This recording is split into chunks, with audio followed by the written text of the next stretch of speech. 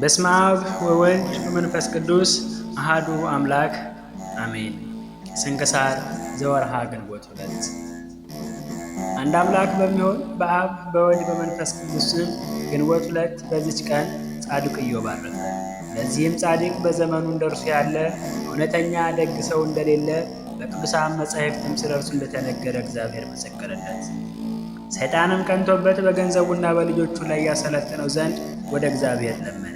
የጻድቅ ኢዮብም ትዕግስት እግዚአብሔር ስለሚያውቅ አሰለጠነው። ለመጪው ትውልድ ማርያና ምሳሌ ሆን ዘንድ ፈቀደለት። ስለ እርሱም ሐዋርያው ያዕቆብ በመልእክቱ እነሆ የጻድቁ ኢዮብን ትዕግስቱን ሰምታችኋል አለ። ከዚሁም በኋላ በአንዲት ቀን ገንዘቡ ሁሉ ጠፋ። ሥጋውም በደዌ ሥጋ ከራሱ እስከ እግሩ ድረስ ተመታ። በዚህም በአስጨናቂ ደዌ ኖረ። እግዚአብሔርንም አመሰገነ። አንዲት ቃልን እንኳ በፈጣሪው ላይ አላጉረመረመም። ነገር ግን የተወለደበትን ቀን ረገመ። እንስሶችና ገንዘብ ሁሉ በጠፉ ጊዜ እግዚአብሔር ሰጠ፣ እግዚአብሔርም ነሳ፣ እግዚአብሔርም ስም የተመሰገነ ይሁን አለ። በዚህም በመከራ በነበረበት ዘመን በተራራ ላይም ተጥሎ ሳለ የወዳጆቹና የሚስቱ ዘለፋን በዝቶበት ነበረ።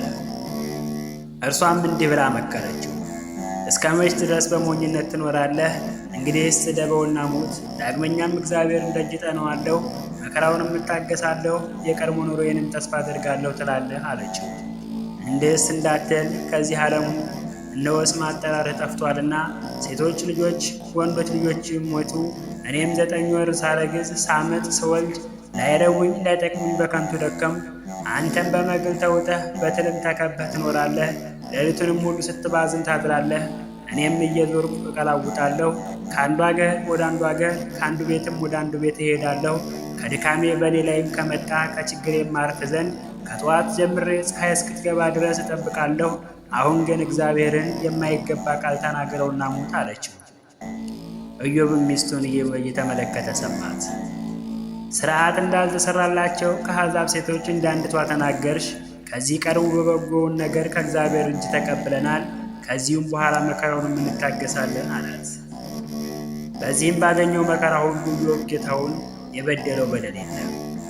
ኢዮብም ወርቅ በእሳት እንደሚፈተን ፈጽሞ ተፈተነ። እግዚአብሔርም በደመና ውስጥ ተናገረው። ከተናገረውም በኋላ ከደዌው ፈወሰው። ጥሪቱንም ሁሉ ከቀድሞ እጥፍ አድርጎ ሌሎች ልጆችንም ሴቶችና ወንዶችንም ሰጠው። ኢዮብም ከደዌው ከተፈወሰ በኋላ 170 ዓመት ኖረ። የኖረውም ዘመን ሁሉ 248 ዓመት ነው። በበጎ ሽምግልናውም እግዚአብሔርን አገልግሎ በሰላም አለፈ። እግዚአብሔር ምስጋና ይሁን። እኛንም በዚህ ጻድቅ ሰው ጸሎቱ ይማረን፣ በረከቱን ከእኛ ጋር ትኑር ለዘላለሙ አሜን።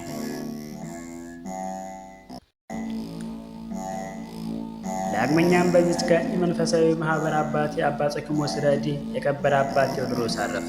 ይህም አባት በገድል የተጠመደ ትሑት፣ ቅን፣ ታዛዥ፣ በበጎ ሥራም ፍጹም ነበረ። ከአባ ጸኪሞስ ዘንድም ከታናሽነቱ ጀምሮ መነኮሰ። ለፈጣሪውም እንደሚታዘዝ ይታዘዝ ነበረ።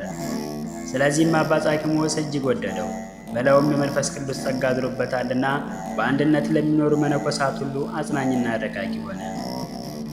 ጥበብና እውቀትን ነበረውና በዕድሜው ሕፃን ሆኖ ሳለ አባ ጸኪሞስ ገሳጭና መካሪ ያደርገው ሾሙ።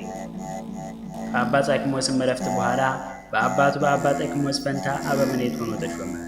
ይህም አባት ትሑትና ትሕትናው የበዛ ነው። ከዚህም በኋላ ከኃላፊው ዓለም ክብር ሸሽ ነበረ። የአገልግሎቱንም በጎ ሥራውንም ፈጸመ። ወደ ወደደውም እግዚአብሔርን ሄደ። ለእግዚአብሔር ምስጋና ይሁን። እኛንም በዚህ ቅዱስ አባት ጸሎት ይማረን፣ በረከቱም ከእኛ ጋር ትኑር ለዘላለሙ አሜን። በዚችም ዕለት ከአባ ኤስሬ ጋር 22 ሰዎች በሰማዕትነት አረፉ። በረከታቸው ከእኛ ጋር ትሁን ለዘላለሙ አሜን። አቡነ ዘበሰማያት